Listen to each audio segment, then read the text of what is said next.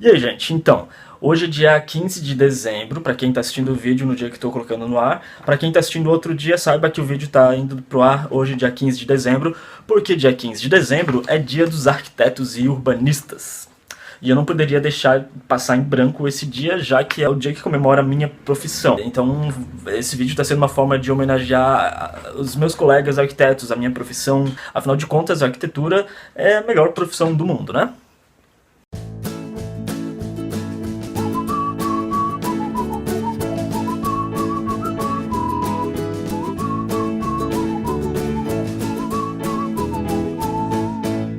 Então, eu vou fazer o seguinte, eu peguei o textinho que foi o discurso que eu li na minha formatura, porque assim, eu acho que esse discurso, né, o que está escrito nele, é muito importante, não só para os arquitetos, para a gente se lembrar a cada tanto tempo, a gente repensar nessas palavras, assim, mas é bom para quem não conhece também, saber um pouco mais, entender um pouco mais sobre a nossa profissão. E também como forma de inspirar alguns dos meus alunos, né, da faculdade de arquitetura, para eles pensar um pouco mais, assim, ter uma visão diferente, uma visão mais abrangente, assim, do que é a profissão, do que é a arquitetura. Então vamos lá. Mas afinal de contas, what the fuck é ser arquiteto e urbanista? Falar em arquitetura e urbanismo é falar fundamentalmente de manipular espaços. A maioria das pessoas acredita que a arquitetura é só o edifício, a construção em si, mas a arquitetura ela vai muito, muito além disso, pois ela envolve todos os espaços criados pela construção, então os espaços internos, os espaços externos e principalmente os espaços subjetivos. Diferente da experiência que a gente tem com livros, música, cinema ou teatro, que a gente pode simplesmente fechar o livro, abandonar o livro, não ouvir uma música ou não comparecer no cinema ou no teatro.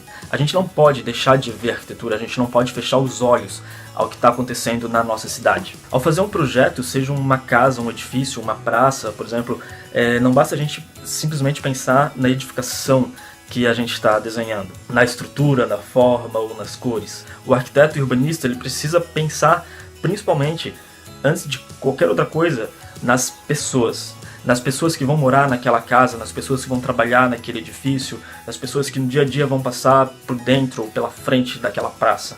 O arquiteto, com um simples traço da lapiseira sobre o papel, pode fazer as pessoas rirem, chorarem, se apaixonarem, se odiarem.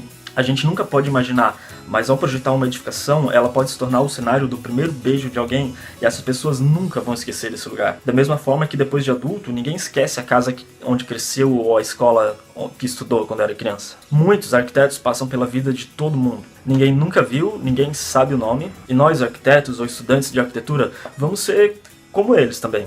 Cada linha de projeto que a gente fizer, cada tijolo que for assentado, vai fazer parte da vida de muitas pessoas. Talvez, e é muito provável que elas nunca vão saber o nosso nome, nunca vão ver o nosso rosto, mas mesmo assim, a gente vai fazer parte da vida dessas pessoas. Durante o nosso processo de formação, né, na faculdade mesmo, ali durante 5, 6, 7, 8 anos, para algumas pessoas até, muita coisa acontece. É tudo muito cansativo, é tudo muito difícil, é tudo muito caro, mas ao mesmo tempo é empolgante, é desafiador. É para testar mesmo os limites da imaginação e da criatividade. Para testar os nossos próprios limites quando a gente tem que passar um final de semana ensolarado, trancado dentro de casa fazendo projeto.